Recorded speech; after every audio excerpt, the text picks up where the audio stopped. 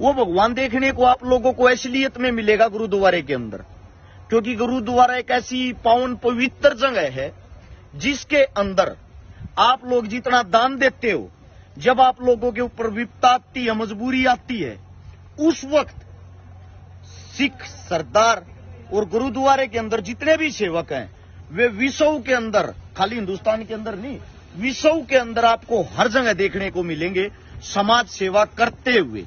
और आप लोगों को बता देता हूं, मैं खुद एक हिंदू धर्म के अंदर से आता हूं। हमारे धर्म के अंदर बड़े बड़े मंदिर होते हैं, बड़े बड़े मंदिरों को पूजा जाता, बड़े बड़े मंदिरों में चढ़ावा चढ़ाया जाता, बड़े बड़े मंदिरों में जागरण हो, बड़े बड़े मंदिरा के नाम तय प्रोग्राम के नाम तक पर्ची काटी जा है।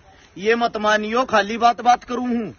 एक महीना पहले अभी 61,000 की पर्ची कटवा कर रहा हूं, 15 दिन पहले भी 11,000 की पर्ची कटवा रखी, 10 दिन पहले भी 21,000 की पर्ची कटवा रखी। अपने धर्म में, अपने मंदिर में, इसलिए आत्मा हमारी इसलिए दुखती है। मेरा दुख इसलिए है, जब भी कोई मजबूरी आती है हम भगवान को याद करते हैं।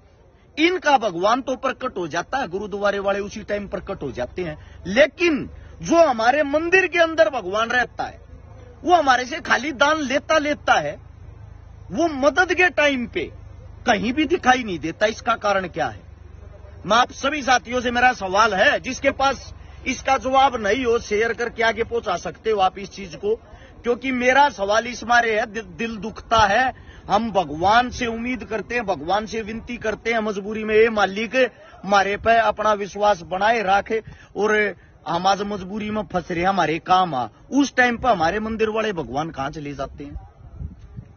आप लोग देखना, हमारे हालात हमारे धर्म को बदनाम करने के लिए इतने छोटे हो रहे हैं। शनिवार वाले दिन जो भीख मांगते हैं, भीख मांगने वाले भी शनिदेव बने पाओगे। सोमवार वाले दिन भीख मांगने वाले शिवजी का रोल अदा कर देते हैं। थू है ऐसे आदमियों पे। यानी कि हमारे भगवान इतने सस्ते हो गए क्या? 500 रुपए की ड्रेस आई, वो पहन का हाथ में डोली ठाकर रुपये इकट्ठे करते घूमो। असलियत में अगर धर्म का मतलब जानना, भगवान का मतलब जानना, इनसे सीखो। ये जीते जागते भगवान इसलिए हैं। भगवान होता कौन है? जब मेरे पर मुसीबत आ जाए, मजबूरी आ जाए, मैं हाथ जोड़ कर खड़ा हो जाऊंगा, हे मेरे मालिक मेरी सेवा कर। और उससे टाइम मेरे 5-4 साथी आ जाए, हाँ भाई बता क्या सेवा चाहिए इतना, वही तो भगवान होते जो मजबूरी में याद किए जाते हैं। तो मजबूरी में गुरुद्वारा सिख समाज हर समय आगे आता है, हर समय जी जान की बाजी लगाता है। ऐसा हमारे आदमियों के अंदर क्यों नहीं है? मैं आप लोगों में फर्क नहीं बता रहा, मैं आप लोगों को ये बता रहा हूं, अगर मंदिर भी है काम करने लग जाए, मंदिरों के अंदर से भी ऐसे दान आने लग जाए, जैसे दान मंदिरों में हम देते हैं मजबूरी के टाइम, मंदिर ऐसे ही साथ देने लग जाए, तो मेरे हिसाब से हमारे धर्म में दान देने वाले, सेवा करने वाले कई गुना बढ़ जाएंगे। अभी एक बहुत बड़ा आंदोलन हुआ था दिल्ली के चारों तरफ से, आप सभी को पता होगा, जिसको किसान आंदोलन बोलते हैं। एक भी मंदिर के अंदर से चंदा और दान नहीं आया था। बहुत बड़े बड़े मजबूरियां आई हैं, बाढ़ पीड़ित, मेरे हिसाब से आधा पंजाब आधा हरियाणा हो रहा है। मैंने कहीं नहीं सुन लिया कि मंदिर वाले भी लंगर लगा रहे, मंदिर वाले भी सेवा कर रहे। हो सकता है 1-2% जरूर कर रहे हूं, लेकिन 98% तो नहीं कर रहे ना। उसी के हिसाब से अगर आप गुरुद्वारे हम देखोगे तो गुरुद्वारे 100 है तो 100 के 100 सेवा कर रहे हैं। 100 के 100 ने अपने भंडार, अपने दरवाजे खोल रखे हैं कि आप यहीं रहो, यहीं खाओ, यहीं जब तक लंगर चलता रहेगा, जब तक आप लोगों की जो पीड़ा है वो नहीं मिट जाती। इस मारे हमें सीखने की जरूरत है। आप लोग पढ़े लिखे हो, पढ़े लिखे हिंदुस्तान से आते हो, कम से कम मूर्खों वाली जिंदगी अब तो मत जियो। ये बातें जब कर रहा हूं भाई, दिन रात हम लोग मेहनत करते, संघर्ष करते, अपने आदमियों का साथ देते हैं, अपने भगवान, अपने परमात्मा में हम भी विश्वास करते हैं। आप लोगों को दिखाई देता होगा, मंदिरों में मैं भी जाता हूं, मंदिरों में दान भी देता हूं, लेकिन मजबूरी में साथ देना भी सीखो। आप सभी साथियों से यही विनती थी। इस वीडियो को आगे से आगे शेयर जरूर करना ताकि समाज के अंदर कोई जागरूकता आ जाए। एक और अच्छी चीज दिखाई दी है इस साइड, जो हमारे स्कूल होते हैं जिनके अंदर शिक्षा होती, पढ़ाई दी जाती, जिनको असलियत का भगवान अगर मैं मानता हूं तो मेरे हिसाब से स्कूल हैं।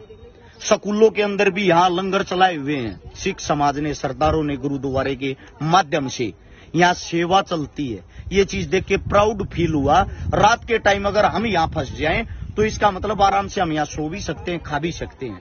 यही होती है एक अच्छी व्यवस्था और इंसानियत।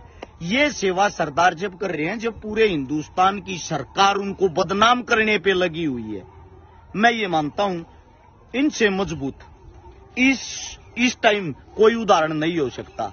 एक सिख, एक मुसलमान, जिनके खिलाफ सरकार 24 घंटे रहती है और फिर भी संघर्ष कर रहे हैं, संघर्ष के अंदर लड़ना सीख रहे हैं, अपने बच्चों को कामयाब कर रहे हैं। एक और बहुत अच्छी चीज दिखाई दी, गुरुद्वारे के अंदर अगर अफसर मंत्री भी आता है, वो भी आम आदमी के जूते पुलिस करता है।